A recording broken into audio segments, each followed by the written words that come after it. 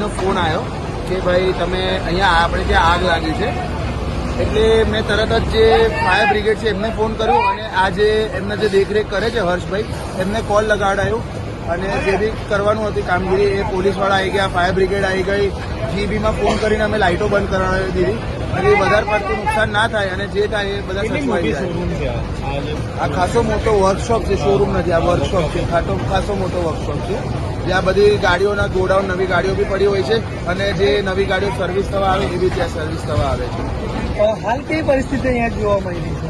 હાલ બહુ ખરાબ પરિસ્થિતિ જોઈ રહ્યા છે. આગળનું આખું પણ ફાયર બ્રિગેડ વાળાએ કંટ્રોલમાં લઈ લીધું છે, પણ પાછળ ખાસી બધી આગ છે એટલે પાછળના જે ગોરુકુલ રેસિડેન્સી છે ત્યાં બી આપણે લોકોએ જઈને બધા લાઇટો બંધ કરી દીધી અને લોકોને ફ્લેટમાંથી બહાર કઢાવડાવી દીધું છે. 100 ગાડી નવી છે અને 100 ગાડી જૂની છે.